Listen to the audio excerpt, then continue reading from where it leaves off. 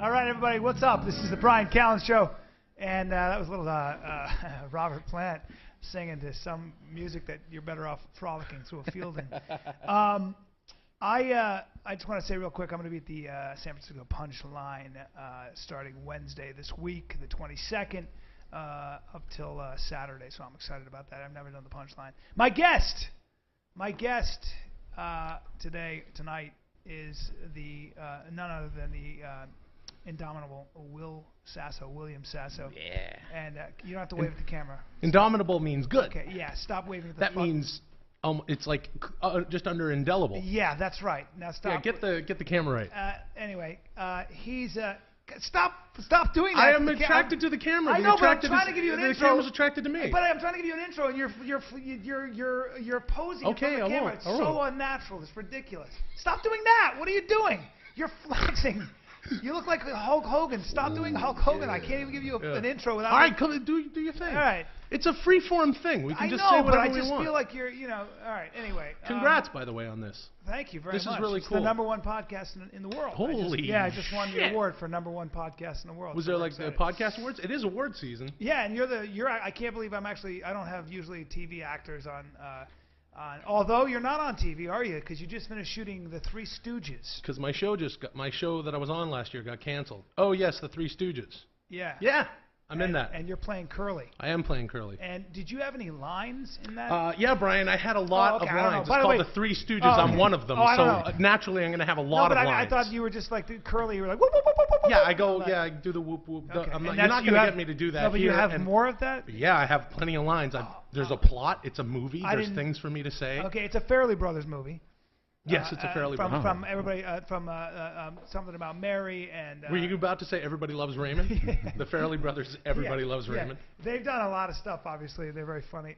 Are you excited about the movie? Yeah, man, I'm really stoked. I can't wait. You think it's gonna be great? I mean, we had a lot of fun shooting it, and myself and Sean Hayes and Chris Demontopoulos. Sean Hayes is a good friend of mine. Sean Hayes is a good buddy of yours. I gotta get him on here. He sent you some. You guys sent each other some filthy texts through me. That's while we were shooting the movie. Yeah, you do have to get him on here. Sean's insane. Why, do you think I would have done a better job in one of those roles, or no?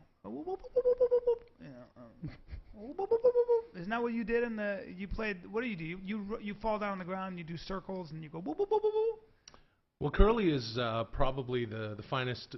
Jerome Howard is probably the finest physical comedian of all time. That's something you don't know a whole lot about because, you just sort of stand up on stage and talk about, what do? Do you talk about current events? Don't make fun of me, man. And stuff. Hey, we got a black president. I don't fucking do that. Is that what you do? I don't have a You just plugged, you're going to be at the what? The Mike and Stool in Peoria? What are you going to do there? Fucking Punchline. The fucking Punchline? I'm going to be at the Punchline in San Francisco. Great name for a... This podcast is already a disaster. How long did they... how long was the boardroom meeting where they came up with the name for that comedy club? Yeah. How about we call it... That's what's what funny. comes after the setup? So you would know a whole lot about comedy. At any rate, it was really insane being able to, sort of step into their shoes and, oh, look, here's the trailer. Being able to step into their shoes and I mean, he's in my opinion, I already believed that he was one of the, if not the finest physical comedian of all time, and now I have a completely new respect for what that man went through. Well, I will say this, all bullshit aside, and I've known you a long time, and for those of you guys who don't know Will was on Mad TV for 6 years. 5 years. He was 5 years. He was on Less Than Perfect. Will's never really stopped working since he was 18 as an actor. 15, but who's counting? It's been about 22 years. All right, can you not flex, please? Please don't flex in front of the camera. Please don't bring it down. Please, God damn it! He's bringing it down. If you don't know Will, he weighs about 330 pounds. He's 6'3". He's a very big man, and he's actually I'm trimmed down. What are you weighing right now? Just a bit over $3. Okay, so you're about 300 pounds. Nah. Yeah, you're a big fella. Nah. And you, as big as you are, you were a very good football player, from what I understand. Sure. You're very athletic, and you are an amazing physical comedian. Yes, I could probably kill you with my bare hands in about 30 to 45 seconds. Okay, I would put a knee in your back. Yeah. I would separate each one of your bones like you're a chicken in a French culinary school. Okay, but I have answers. And then I would just lay on top of you and twist your head until you ceased to be. Yeah, but you're doing it. That sounds so psychotic because you almost got into a Shakespearean sort of until you cease to be. I'm going to drive my back into the middle of my knee into the middle of your back, and then I'm going to take your head off. Piece by piece. That would be a good like movie character, kind of a Hannibal Lecter thing, who explains to his victim what he's about to do before he does it. Let's see you do it. I would, but he's really polite. So I'm tied up. Yeah. So what are you doing? No, don't worry about it. All I'm gonna do. Look, man, I can give you money. I don't need your money. I'm gonna untie you first. Okay, thank you. Then I'm going to pull your ankles out from underneath you. No. Set my knee in your back like I'm setting up a pup tent. And then, starting with your pinky finger, I will separate each and every one of your limbs. It's fucking really hurt. All of your appendages and limbs, and even pull your ribs off of your sternum, off of your rib cage. I can give you money. Why are you doing this to me? I'm a self-made billionaire. I don't need money. Makes no fucking sense. That's a boring movie. All right, so that's the movie we pitched just now. When you filmed that Three Stooges, did you accidentally like knock somebody's eyes out by mistake? Because I mean, it seems like you get really close when you do it. Was there a perfection to that? Like, is that a camera trick? There certainly was, and I knew that we were in for it when the first time I had met Sean Hayes before, but I had never met Chris Diamantopoulos, and the first time we met was in a dojo in North Hollywood. We're at Gene LaBelle's dojo because we're on the mats and slapping each other silly and rolling around. And Chris Diamantopoulos had the bulk of the poking. That's sort of a Mo thing, but he's like he'll hit you right in the. I mean, he's just such a student of the game, and I could go on and on about him. He's actually like a lifelong Stooge freak. He knows more about the Stooges. It's actually, whatever. I mean, he was, I don't want to say, he was born to play the role. Moving forward, because I haven't really talked about the film yet. No. At all, and it comes out April 13th. But I haven't said anything about it yet, so I don't even know. This is a nice way to start because I don't even really know what the heck I'm going to say. Because you don't want to be like a douchebag out there. Like, but he's so brilliant, but he's brilliant. No, Sean's brilliant. But you all three of you guys are. But that movie, I remember. I think you guys, if you watch the original Stooges, they were hitting each other. Look, if the first thing I got excited about when it looked like this thing was going to happen, and this is whether or not I was even involved, was that people are going to be bringing that style of comedy back. The Stooges absolutely slapped the living shit out of each other. They really did, God right? rest his soul. They killed Curly. Okay, yes, he suffered massive, massive head trauma. And the guy did he really from the movie? Absolutely. Look, he's had he had strokes and bad things and you think it was a function of the actual acting? I mean, as a function of it, absolutely. They beat the living shit out of each other. There's one story in particular that people don't really talk about a lot, where he falls down a shaft, where Curly does, and he hit his head, and even Mo. And they taped his head up. He had a big gash in his head, and even Mo, who's like used to his little brother, being able to take a pounding, looked at him like, you're not okay right now, and that was sort of from what I hear. It's kind of like professional wrestlers. Like I talked to Kurt Angle, who was a gold medalist as a wrestler, and he said, he does that WWE, and he said, I've been more injured. I broke my neck like 3 times doing WWE. The injuries I sustained play fighting. Right. Is far supersede anything I ever did as a wrestler. Yeah, that's actually professional wrestling is a good analogy for exactly what the Stooges do, because everything's obviously set up, but they're smacking the hell out of each other for real. And again, I don't mean to say anything about. I mean, I have an infinite amount of respect for them, and especially for Curly, just being able to play that role. Well, it is worth saying that they smacked the crap out of each other, and we hauled off on each other like you wouldn't believe. And then we brought in different cameras and did some slow motion stuff, and the 3 of us looked at each other and went, "Okay, we got to hit each other harder now." Wow. I mean, we were ringing each other's ears. Because what's dawns on us as we're talking about this is that these guys did all that stuff in the 30s. I mean, before World War II. Right. And 2012, we're talking 82 years later, or 80 some odd years later, we're now talking about the Three Stooges. Yeah. And the experience has been recreated by the Farrelly brothers and you guys. Well, we hope so. So they had to have been doing something right. I mean, well, it was just truly unique stuff. Sure. And their style of comedy is, obviously something that hasn't been around a long time. I feel like, and obviously everyone behind the movie feels like it's the right time to bring it back. But it's only because I mean, look, we've made this movie. It's whatever you want to call it, a love letter, a tribute it's a big, it's a big but Hollywood movie and you're stuff, a guy though you've written and produced movies. It's funny that you mention that. You're pretty, much. I've been so prolific. Yeah, I know. I've been. Don't flex when you fucking I'm not say that. flexing. You're flexing when you say that. It's ridiculous, and you've already embarrassed me. Sorry. You have 5 more minutes, and then we're gonna get somebody else. Okay. You've done all this, and when you read the script, what did you think of the script? Were you pumped, or you just didn't know? It sounds like you didn't know what the fuck to expect. No. You still don't. No. Have you seen the movie yet? I actually haven't. I'm about to see it pretty soon. A little nervous? Because we're going to go out and, we got to promote it and stuff, so we got to see it. I mean, I'd prefer to maybe not see it, but when you got to go out and talk about it, you should see it. But, yeah, I mean, as someone, we were such co-conspirators in the whole thing, myself, Sean, and Chris, to the degree that, we would come in the morning and go, okay, well, we want to do this, and we'd smack each other, and we'd show Pete and Bob, and we'd go, how about this, and we'd twist it around. We'd always have access to the Stooges stuff and like really carefully watch it, study it, see what we're gonna do that day. But then as an actor, when the movie's over, your hands go off it, and then they take care of it. They turn it into whatever they want, and you really have to sort of practice some. As you're talking, what's funny because I remember you were in contention for this role for 10 years, right? I mean, and 7 or 8 years. Yeah, and I remember the process of the audition process was really long, and it's funny because when you get into we've had a lot of talks about this.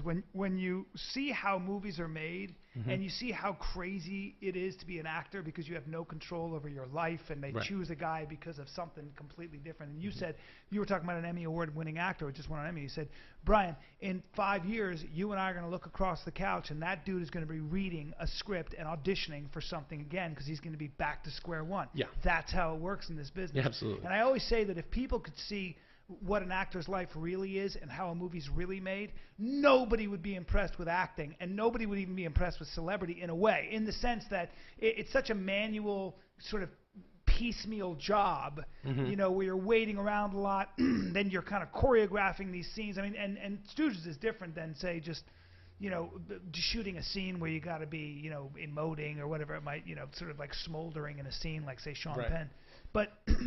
But it kind of, when you actually see how a movie's made or you've done a movie, it takes a lot of the magic out of the experience, man. And certainly when you look at actors, for me now, I look at actors and I go, well, yeah, you're really good at making believe. I mean, and that's cool, But it's just funny how we live in a culture that celebrates this shit, and we have magazines that make a fortune capturing what these people eat for breakfast, the fact that they drink coffee, and well, all there's this money stuff. in that, though. There's money in that. That at least that kind of, as much as I'm not interested in it, that makes sense. Well, it's commerce. Well, not only is it commerce, but people are buying it. But here's the other thing I was saying. I met Al Pacino the other day, right? No, you did not. And I did. No, you did not. I run in that kind of circle. I run in that circle because I make a fortune, and I'm a famous actor.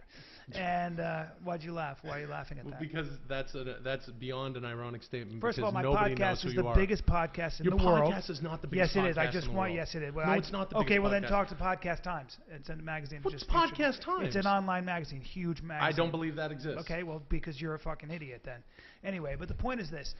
When I met Al Pacino, it was funny because I looked at him and I went, well, I know him. I know the guy.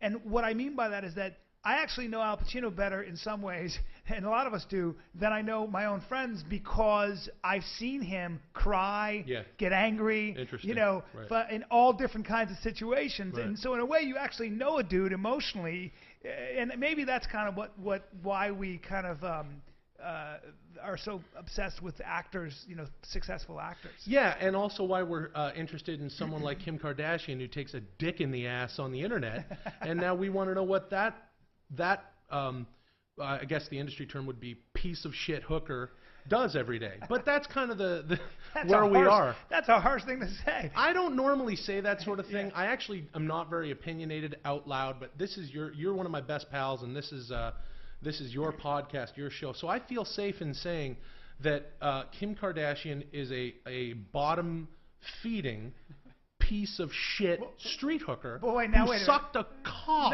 hold on. on the internet. But let me sucked a cock and now she's famous. More than that. Yeah, she did a lot. But let me defend her for a second in as much as this. Please don't. I've only met her once. She did an episode of How I Met Your Mother. I was there. And you she was didn't meet her either? I did, and she was very nice.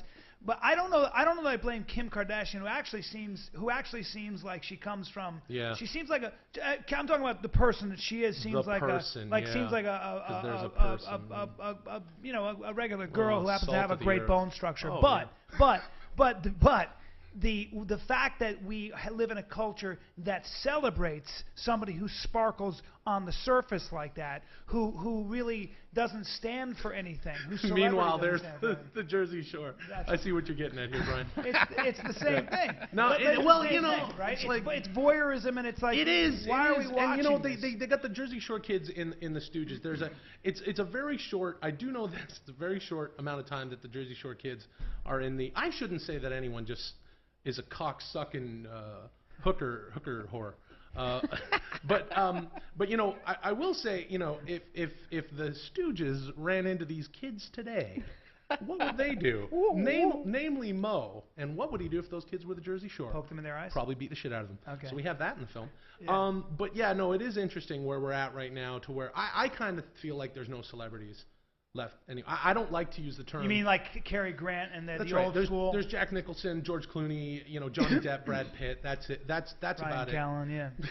I did not say your name. No, but obviously. I mean, I get a lot of It's really mail. hard to have this conversation with a buffoon like you. No, don't call me a buffoon. Because you actually. This is my it's the number one podcast in the world. So don't call me a buffoon. Otherwise, what'll happen is you'll lose all your fans. They'll flip out on you. Will they flip out? Yeah, on anybody me? who insults me gets literally their career basically. I don't think we have the same fan base. My Twitter's blowing up. My phone just. It is. My phone just shut down. It is blowing there up. It is. I'm holding this up. It's a tiny phone. Looks like a butt plug. You got that from Japan. It's a butthole. That looks like a butt. Look at it. It's a butthole. It's a chocolate. That's a butthole. Oh no, it is a butthole. Dude, that's a rubber butthole. Oh, I thought it was looks like a butt plug, and it's like got a hair fancy on it. chocolate. Yeah. Anyway. Girls keep that in there when they're too gaping. They have like one of those. Is that what it is? To keep it so shit doesn't get in their asshole. What a world we live in. What a world. But yeah. Thanks, Bryan. Thanks for that clarification. But yeah, no, it's weird. And look, I'll use a bunch of loose language to describe someone that I don't know, which isn't necessarily fair. But let's talk about, let's say that's the Kim Kardashian, the brand. I really don't like talking shit about people. Well, it's one thing not to especially like the brand, people that I don't know. But it is a heck of a thing that we're kind of going through now, to where, I came up the same way you came up. You're a kid. You watch the movies that you love, and you go, I want to do that. I want to be like, you're a class clown, and you find this thing, and pretty soon you're fortunate enough to pay your bills acting and making jokes and stuff. And there's nothing better, and every day I literally thank God that I'm able to do this for a living. But there's another part of it for me that's I'm very protective of what's on, just sort of as a consumer, what's on television. Well, I think that what you're looking at is you're looking at the difference between someone who develops a craft and can entertain somebody with a craft, whether it's music or painting or writing or acting or comedy, and then just someone who happens to be pretty and puts their own drama on a screen. Yeah, and now, I don't know anything about Kim Kardashian. Like I said, she seems actually as a person seems like a nice person. I'll say I don't think she's a hooker or anything. I think what you're saying is you're basically saying she's a cocksucking hooker. No, I'm not going to cater to that terrible. I know it's language. Awful. It's a good thing that my parents don't know how to use the iPad that I got them for Christmas, because they would see. No, but I don't blame Kim Kardashian. I think Kim Kardashian is just reacting to an opportunity she was given to create kind of a silly show, I guess, the Kardashians, which is almost like a sitcom, right? But it's kind of a reality-based sitcom, but they're still acting. A lot of that stuff's, I would imagine, scripted, and it's very popular. Well, look. So she's just riding a wave. But I think what's more indictable is not Kim Kardashian, who seems like a nice girl, but rather the fact that there's a marketplace for that. That's the bigger question of why is there a marketplace for Paris Hilton? Why did Paris Hilton make $13 million? I think it was in 2006 or something. Why? I know. Why? Because she sucked a dick on the internet. Well, that's true, but there are a lot of women that suck dicks on the internet. Yeah, but they're But what is it about? What it strikes me is that they're wealthy. And they represent in one form or another a kind of royalty.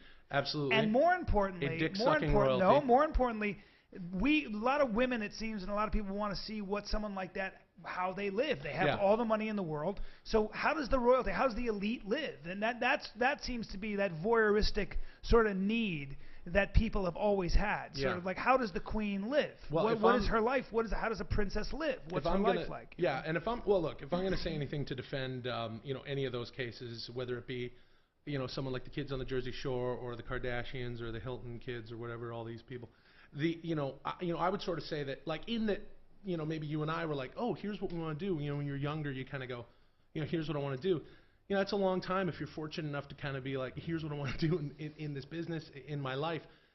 Whereas if you just sort of happen upon something and it's thrust upon you and you don't really know what you want, which is really important in our business and especially in life. In life. And I mean, in life, the more specific you can be about where to place your energy and to know what you want and who you want to be. Right. That's I think it was James Woods was talking about, I think it was him, someone said, being successful, especially being like a star, is pretty easy, or whatever. Somebody's saying being successful is easy. It's figuring out what you want to be a success at that's really hard. Yeah. And once you isolate that, then you just you have to get out of your own way, and the old story. Right. And some people have it sort of thrust upon them where here's an idea for a TV show, or here's someone, whether it's Paris Hilton or Kim Kardashian, however they've risen to fame. Well, it hasn't been. It sounds like to me, and this is very common. I hear this a lot, and it's certainly what bothers me.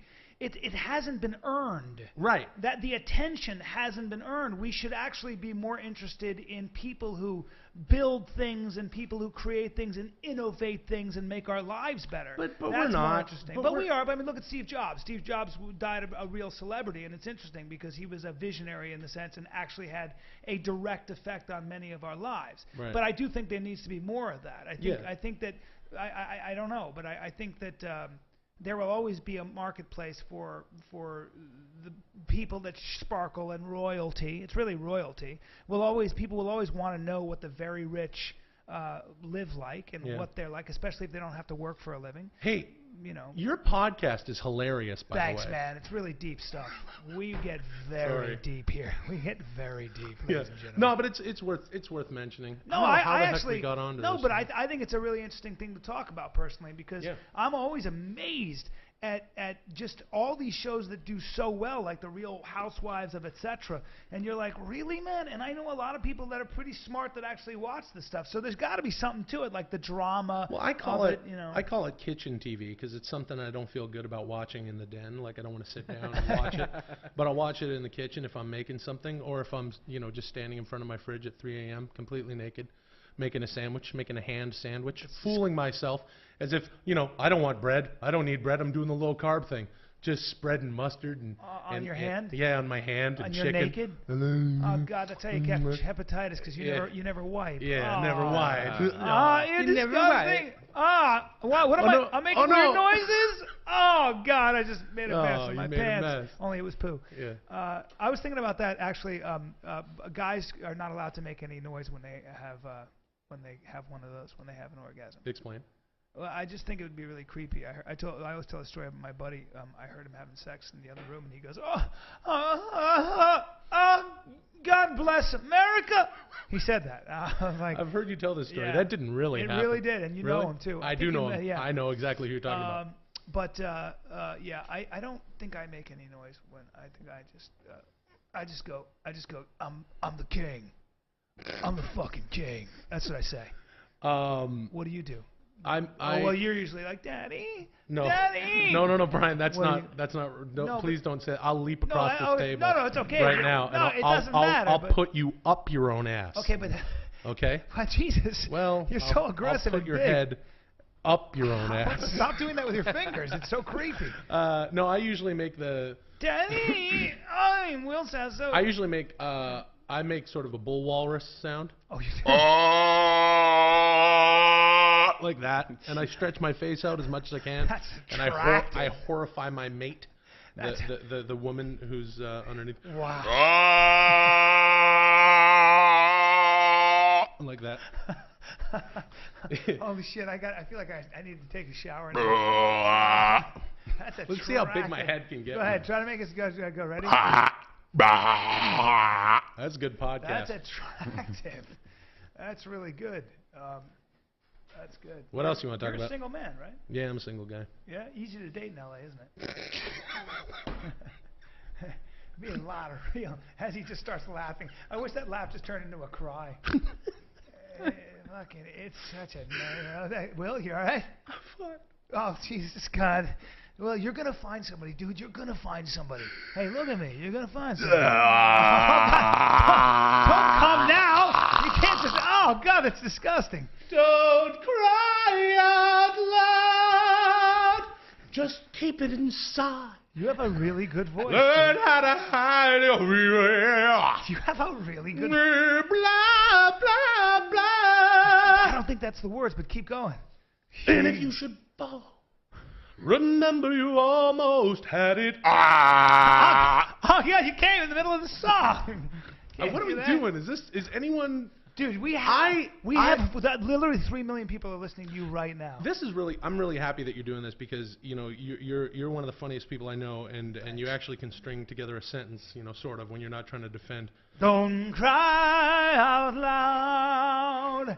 Keep it inside. You see how I have command of my vocals, though? Yeah, you come from... Yeah, I come from down here. Come from my down there. hara, I'm my all root just chakra. right You're back all here. in your fucking throat. I'm all in my throat. Any vocal coach will tell you, Sasso, you will not be able to sustain that 7 shows a week, two on Sundays, 2 on Saturdays in Broadway. That's true. Actually, Chris D'Elia and I had a competition, a singing competition, and an accent competition. I would bury you in one of those, by the way. Bury you. Accent competition? I'd bury you. I don't think you would. I don't think you would. Bury you. No, I don't think you would. I'd fucking bury you.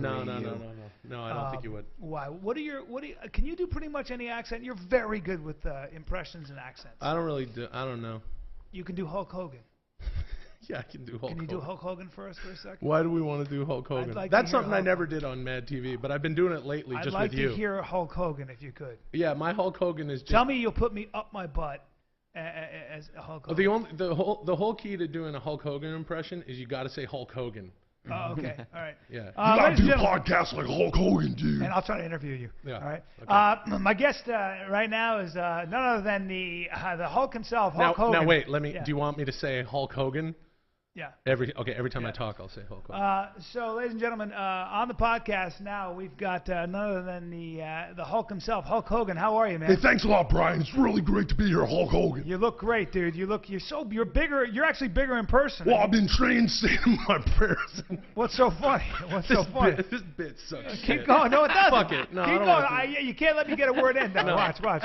Yes. So, Hulk. Brian, this is a great podcast, dude. Thanks, buddy. I'm really proud of you, brother. Okay, thank you very much. Yeah. Let me you got all these headsets, dude. I know. And you got mics, brother. Okay, I'm just trying to get a Hulk question. Hogan and Bryan Callen. God damn it. What you God damn it. What you gonna do, Bryan Callen? I'm gonna. When I get interviewed by you, brother. I'm trying to fucking. Yeah, ask me a question, dude. I'm all right. Let me ask you a Hulk question. Hogan and Bryan Callen. Can I ask? On the internet, brother. Okay, so let me ask you a question. Hey, we got waving cats, dude. Damn it! When did you? Joe Rogan. He's got his. Joe Rogan, brother. I'm coming for you, dude. He doesn't Bryan give a shit. Callen's not, brother. When did you get into fucking? When did you get into in the wrestling? podcast, damn brother. It, can I ask It was about a half hour ago, No, dude. I'm having a great time, brother. No, you're not, because you're not fucking. Yeah, we're having a great time here. Hey, kids, all my Hulkamaniacs out there, dude. Okay, can I ask? Listen, hey, we got a little rubber butthole here, brother. Yeah, we know. Girls like to. Can I? Brian said that girls like to use this as their own butthole, dude. No, they don't. Yeah, can I brother. Ask a fucking question? Can I ask one question? Yeah, just let me take a sip of water, dude, because you got to stay hydrated, Hulk. Jesus, you're so obnoxious. I'm done sipping my water, brother. Yeah, well, I tried to ask a question. Yeah, go ahead. Yeah, go ahead. Shoot, dude. I will. Hulk Hogan and Bryan Callen, brother. They fucking know. They fucking Answer my question. Go ahead, ask me a question, all right, dude. What, do you want to know about the time that I pressed Andre the Giant right up over my head, dude? Okay, fine. 520 pounds, brother. WrestleMania 3, 187,000 people, Detroit, Michigan, in the Pontiac Silverdome, You're the worst and guest I I've ever slammed that giant right through the mat, You're the worst. brother. You're the worst guest I've That's ever right, had. dude. Or the Ultimate Warrior. Can I get one word in? I still want you, Ultimate Warrior. Iron Sheik. Dude, I heard what you've been saying about me. Get out of here. I can't even get him out of here. Me and Brutai, brother Brutai, I don't even know who that is. Brutus the Barber Beefcake, brother, and Bryan Callen. We're coming for you, dude. Me, Bryan Callen, brother Brutai, are coming for you, Sheiky baby.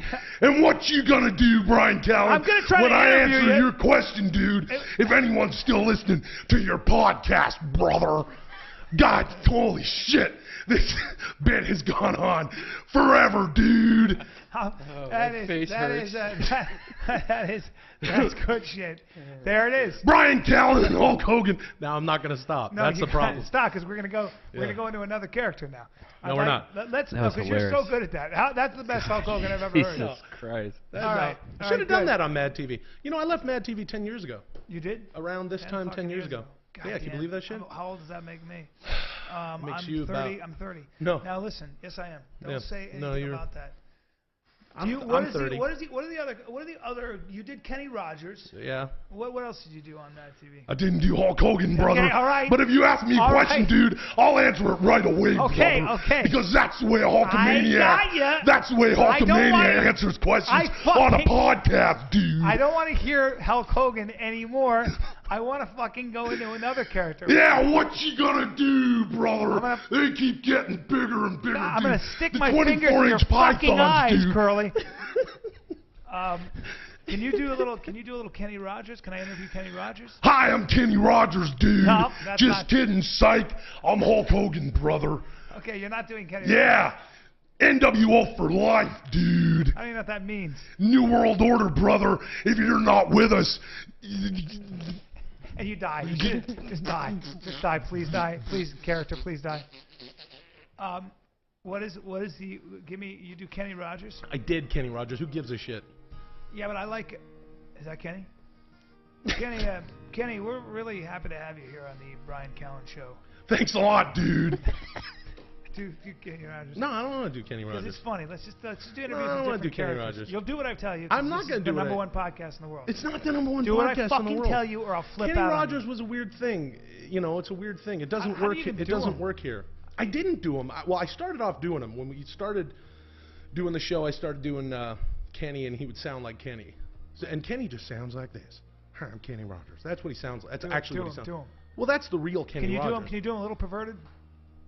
Kenny, and just but start then- complimenting but me then- on my sweater and my body. Hey, Brian, thanks so much for having me, Brian. It's good to have you here, man. You're such a legend. You know. I like your sweater. I like your eyes. Thank you. Let me see your dick. What? Excuse me? And then as the years went on, I started making them weirder and weirder. Can you do them weird? Well, I just got that's bored. That's funny, dude. See, here's the thing. I was on Mad TV for 5 years, and you know how this is. You do something, and you kind of get bored, and you wonder if your audience is still down, and you kind of play with it, that's and funny, people dug it, and I love that people dug it because it was so, But so much fun to do and so That's kind of weird. a scream. You being Kenny Rogers and being Well, perverted. at the end, Kenny Rogers like, hey, you sounded like this, and you know, I don't know. If you've seen the bit on the internet, you can see it. Do it. No, I don't want to fucking do it. I'm not a comedy jukebox for you. Dude, I don't just do what I'm told, brother. I'll walk alone, dude. Can you do a fight between Kenny Rogers and Hulk Hogan? Get out of the bathroom, Kenny. I'm just gonna be a couple more minutes, Hulk. I said get out of the bathroom, Kenny Rogers. Hulk Hogan's got to drop a serious deuce, dude. All right, just a minute. This is Kenny Rogers shitting. This is real Kenny Rogers, not my Kenny Rogers that I did on Mad TV. This is actual Kenny. This is actual Kenny Rogers taking a shit. Okay. I like the music there.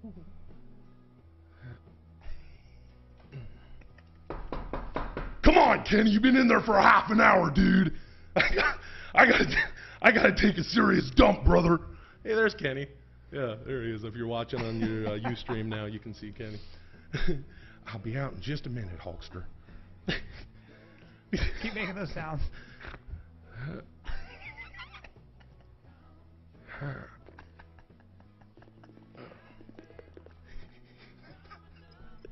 Come on, Kenny. Get out of there, dude. What's been going on in there, brother? You've been in there for 35 minutes, dude. I'm sorry, Hulk. I have been eating nothing but steak for the past week and a half. Not been polishing off a brisket by myself. My wife left me. All right, that's so stupid. That's fucking hilarious. All right. I don't really do. You know what's funny is, like I said, I left the show. I never really did impressions again. I do them on like if there's like a cartoon, I'll do them on a cartoon. But I never really did them again after I left. I think I was, you know, if I listen to an impression long enough, I can kind of do it. You get the rhythm of it and stuff. Yeah, But I always thought of them as hacky. I never wanted to do them. But you're pretty fucking good, dude. You're as good as it gets. You really are. No. If you're that good, no, I don't want to. Yeah, you are. You're as good as Caliendo.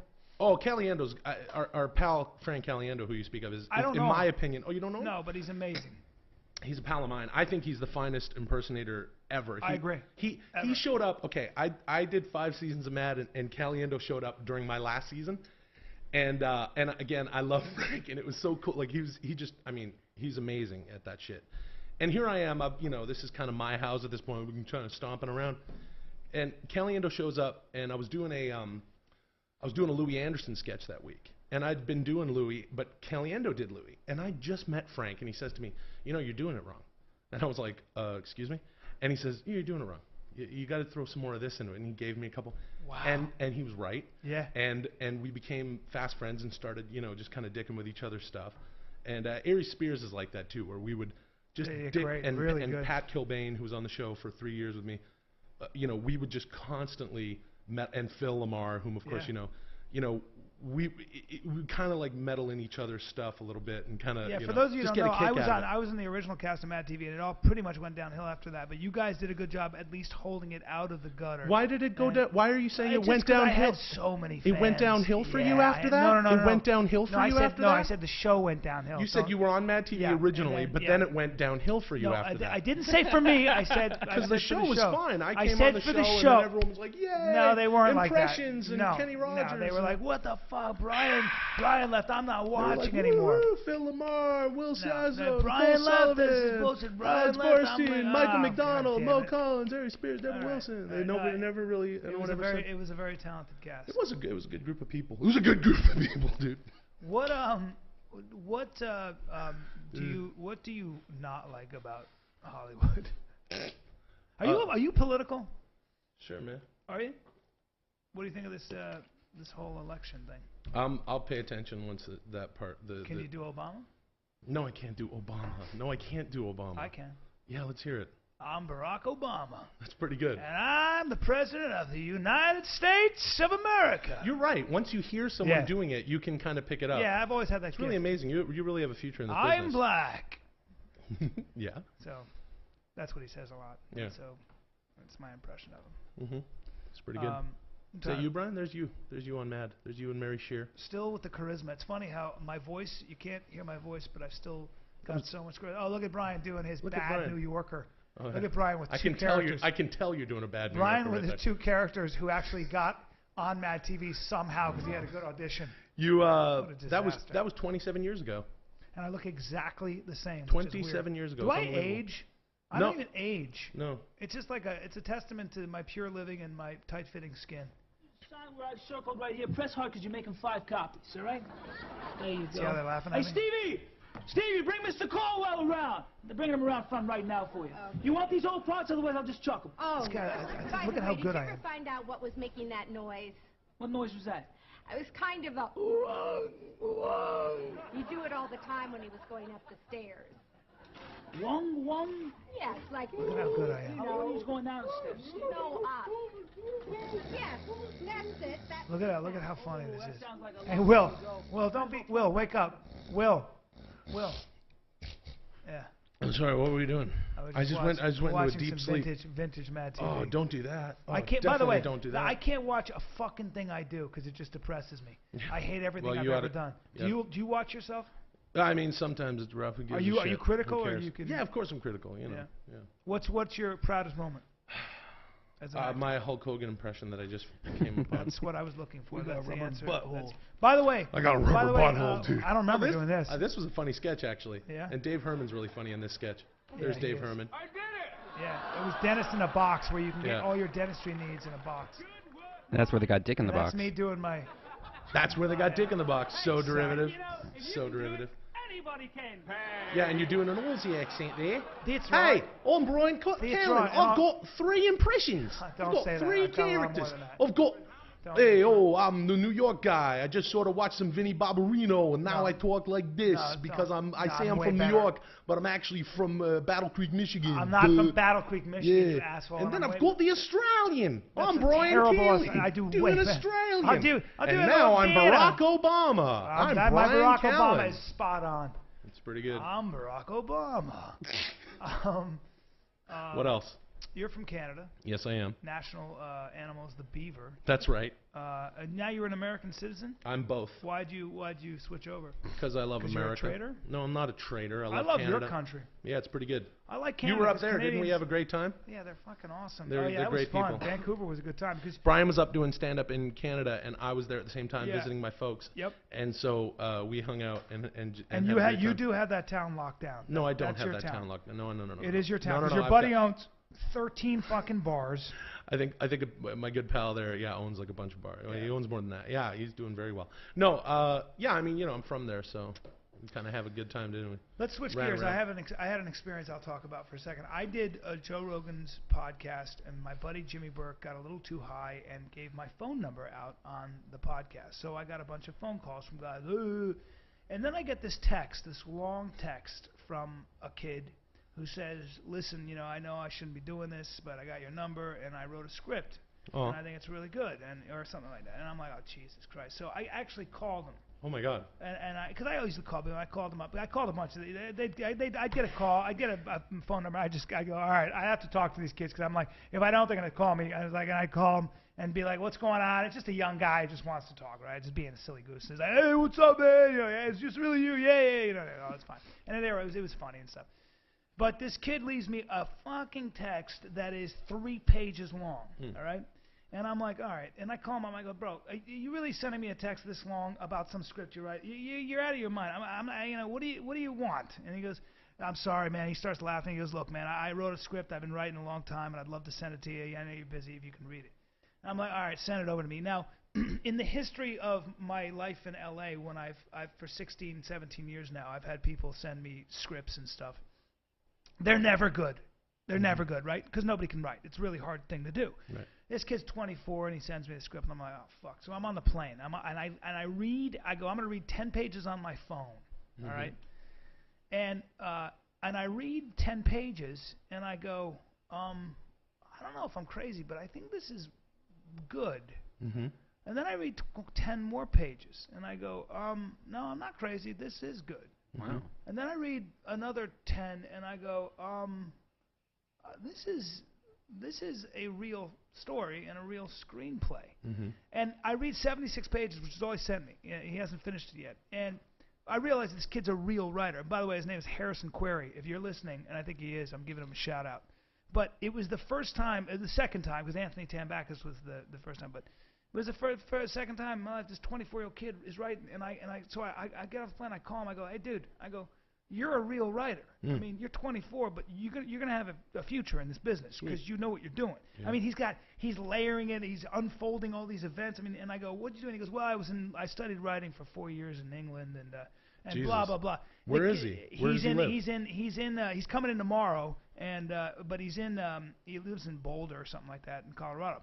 But it was interesting because there's the cool thing about the internet is there is through all the bullshit like this podcast, but there is talent out there, man. Yeah. And if you know where to look, but it's funny. It's funny that you mentioned that. My good pal Dylan Stewart, who has he actually was at Mad TV for a long time, doing all manner of things, and now he designs websites and does all that shit. I remember we were younger and we were like 18, 19. He was about to go off to film school in L.A. And he said to me, Will, the next Scorsese, the next Coppola, he's out there. But we're never going to be able to see him because it's so hard to break in the studios, this and that, blah, blah, blah. And then, 15 years later, he says to me, you remember that conversation we were having about the whole, breaking in and stuff? And I go, yeah. He goes, the same thing is true now because everything's on YouTube and it's just cluttered with shit. That's and so you can't true. find the. It's amazing that now we have this wealth of being able to share everything. Yeah. And Kim Kardashian's on the internet using it to suck wieners. Now hold on. See how it all brought it all back. You brought it all back. No, but anyway, yeah, it is interesting when you find someone like that can actually do stuff. I'll throw a plug out there. I'm working with these kids right now called $1 Million Extreme, who are they're genius. They're genius, and the shit that they do. We've made one. Yeah, you told me about these kids. I've seen some of the stuff these kids are nuts. It's amazing. It's hilarious, and they've made one video with me, and we're about to make another one. We did one like a couple years ago called Tech Toys, and they're insane. And I just go, you guys, I want to do whatever I can to get these guys moving along because. I want to watch this stuff on television. Well, what's funny about everything, and I'm reading Stephen Jobs' biography right now. And no, you're not. You don't read. You don't read. Go on. You don't read. You don't read. Go on. But if anybody hasn't read it, I suggest you do. And is that a butthole you're holding up? It's the butthole. But one of the things that's interesting about any innovative or anybody who breaks through is it usually happens in your garage or alone in your room. And if you've got faith and you just keep writing, I mean, this kid took a chance because he believes in himself. Wow. But there was something about him too. I was like, if a kid's gonna send me a letter this long, at least I can. I appreciate the effort. You know what I mean? Yeah, he took a chance. He fucking got my number. He goes, I'm gonna call this guy. And that's all. But he's got the goods. Yeah. He's got the goods. No, to it's back funny. it up. When I think about when I was younger and I sort of whatever you want to say broke into the business.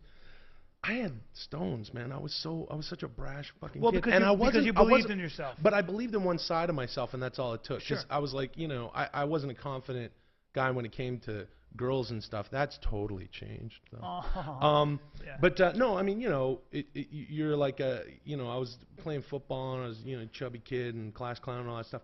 But I really knew what I wanted to do, and that was the only side of myself that. And now I kind of look back and I go, wow, you really had some balls. To kind of show up at auditions and this and that as a kid, Yeah, but it's important for kids out there to do that. Everybody needs like a help, but I mean, but what do you think were the seminal moments in your life that got you like that changed everything for you? I mean, one guy who, I mean, a lot of people took a lot of chances on me, and without them, I would not be able to do. Do you remember when you decided to be an entertainer? It was before I was conscious of it. My older brother and sister used to keep me up watching, SCTV and Saturday Night Live and all that stuff. My older brother would make me watch Monty Python, SCTV, and he would tell me, he's like, oh yeah, you had a Benny Hill impression when you were like 4. Yeah. So like it was before I was conscious of it. I was like, this is what I'm gonna do. I saw John Candy, who is my idol and I believe to be the. I mean, I think he's actually just one of the best actors of all time. I agree with you 100%. But he's the king of comedy as far as I'm concerned. And I love him. And I watched him and I was like, I want to do that. And yeah, I was really, I was allowed to kind of clown around. And even fast forward a lot of years to Mad TV. I showed up on Mad TV when I was 22. I was just throwing shit up against the wall. I was really young. And then those people there, like, they really let me. I was a goofy kid. Like, I was crazy. I was so dumb. I did crazy. I would do really, like Taking Kenny Rogers. It's a nationally televised show. And I'm saying, well, let's make him stupid. Let's make him like drunk and weird. And they're like, yeah, go ahead. Well, like without those people saying, yeah, go ahead, let him do it. Like, it was just so freeing. And I owe them so much. Yeah, I think that's, I really and think even before that, like I did this, I did a film. I was like 18. And I did Happy Gilmore. Just a bit part in Happy Gilmore. I played one of the movers. And the director, Dennis Dugan, did that film. Dennis. And I auditioned. And no, you don't know Dennis. And so, no, you don't. Have a timeshare. No, you don't have a timeshare with Dennis Dugan. That's so ridiculous. That's right.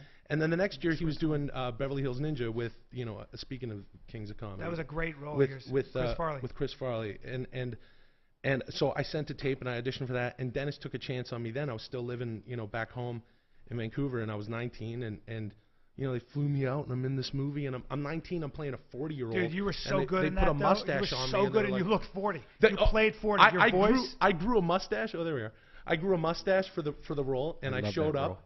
Dude, you're as good in that as it gets. You're as good as Chris Farley. No, okay, now don't be an idiot. Oh no, you're great. No. If you haven't seen this, you guys gotta watch this. Watch this. Fairmont. I'm telling you, that thing's about as hard to turn over as me on Laguna Beach. I'm just bugging with you. Come on over here. Auto Club number's 555-9300. We're really watching this whole thing. Yeah, it's great. Yep, the AAA. There's no legs on Nicholas. I knew a guy who started off in AAA, then ended up in AA. He got busted for DUI. Hello, is this the Auto Club? Ah, Charlie, what are you doing?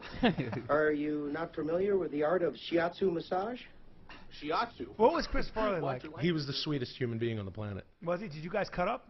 He's I can't say enough about him. I mean, he was an absolute saint. Like he saw me and he was so fucking sweet. And like Dennis was like, yeah, Chris likes you and watch the tape and blah blah blah. And I show up and I get this shitty mustache I'm trying to grow, right? And it's real sparse and shitty. And I get to the set and he's like, and Dan's like, hey, what's that on your face? And I'm like, that's the mustache you asked for. He goes, no, if you can grow. We got mustaches in the truck. And Farley's like, yeah, you fucking idiot. You tried to grow a mustache.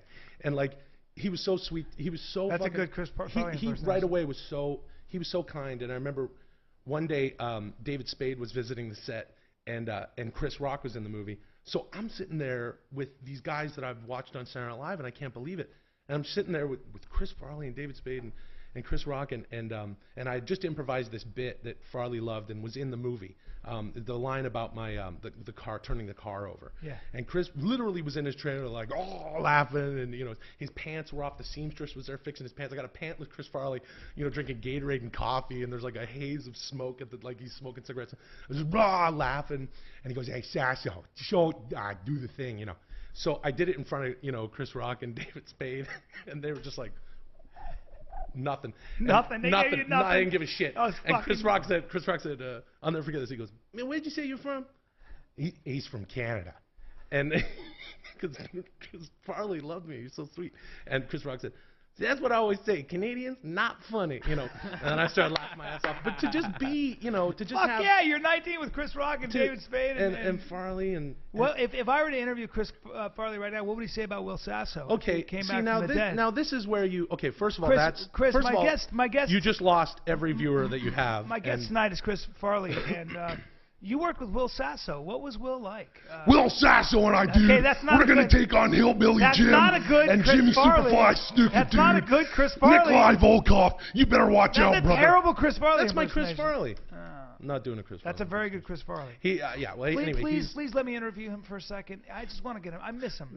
So we all miss him. We all. Yeah, but if I could just get him. We all miss him. But Chris, you worked with Will Sasso. He's kind of a buffoon and a jackass, right? I mean, did you have to school him through the thing, or what did you think of him as a comedian? I wrestled Bob Backlund for 45 minutes in Madison Square Garden. Chris Farley. And then You're not doing Chris Farley. No, let's not do Chris Farley because you know what people should do? People should rent Chris Farley movies and watch them on YouTube. I don't want to fucking rent. We don't have time. And celebrate Mr. Bryan him still. Callen, the #1 podcast in the world. Can you please do Chris Farley for us? I'm not doing Chris Farley. I want to interview him. Hey, let's talk. Why are you being a fucking baby about that? I don't because.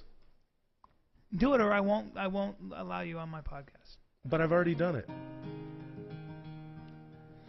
Hey, Chris. I have Chris Farley here. I'm not going to do it. Seriously. It's good to see you. Seriously. And, Chris, you started comedy on a warm summer's eve, on a train bound for nowhere, I met up with a gambler, dude. We were both too tired to sleep, brother. And we took turns of staring out the window at the darkness, dude. And the boredom overtook us, brother. And he began to speak. He said, bro, I've had a life, brother. Out of reading people's faces, dude. And learning what the cards were by the way they held their eyes, bro. And if you don't mind my saying, dude, I can see you're out of aces, brother. And for a taste of your whiskey, dude, I'll give you some advice, brother. You know the song. So I handed him my bottle, dude, and he drank down my last swallow, brother. I'm actually a Kenny Rogers fan. I grew up listening to his music. Me too. Well, you know his music. Me too. Really? That's all my father listened to growing up. Listen to The Gambler. The Gambler really? is unbelievable. Yeah. Listen to Ruby. Ruby is the most fucked up song of all time. It's about a guy. The guy's he's in a wheelchair from the war. His legs don't work anymore. His girlfriend is a hooker. The whole song is Ruby, don't take your love to town. Kenny's deep, man. Like his shit is so fucking sad. Jesus, I never even thought of that. Because he's got the beautiful hair and the white beard and he looks like Santa Claus, and everyone is just made it. Well, actually, what people don't know about you is that you can sing and you can write music, and I've heard your music. Don't cry out loud. You're good. Well, who are your musical heroes? The Beatles. Yeah, I love the Beatles. Every time I talk to anybody who knows anything about music, they always say the Beatles. The Beatles. Yeah. Well, give me 5 top bands. Well, I love the Beatles. I've always loved the Beatles. Man, I mean, there's so many Zeppelin. that I love. Yeah, I dig Zeppelin, but more than Zeppelin, I probably Pink Floyd. Pink Floyd's great. The Who. I mean, I grew up listening to some weird stuff. Elvis. Bieber. Justin Bieber. What? No, I don't like Justin Bieber. Did I tell you I was doing stand-up at the Laugh Factory and Justin Bieber was in the audience? I heard about this. Dalia told me about this, right? So weird. I look up and I think Selena Gomez, is that her name? Yeah. She's there, and these are kids, but he's such a sweetheart. He's such a sweet kid. Came out, hey, great job, man. He's tiny. Yeah. Tiny kid. But it was just How fast do you think I could kill Justin Bieber with my bare hands?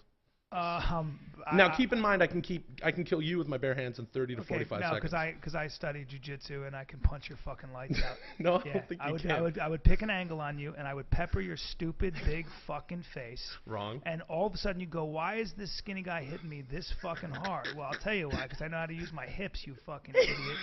So that's the difference. I would pick you apart, you bear, you soft bear. All right. Don't ever come on my podcast again, or I will fucking pick an angle. Brian bang, bang, bang, bang, and now you're like, he's over here, and now what? Bang, bang, bang. Why is he over here? Bang, bang, bang. And why is he kicking me in my fuck? Oh, Jesus. What? Oh, now I'm on my knees. What's going on? And lights out. That's what goes on in your head.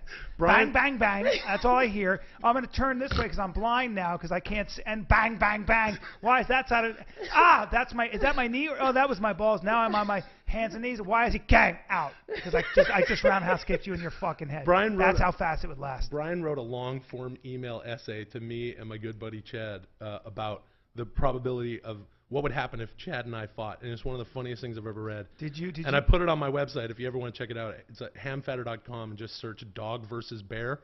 It is honestly one of the funniest. Yeah, you go to that hamfatter.com and just dog versus bear. Or you can put willsasso.com. Can we put a link to that, Bryan?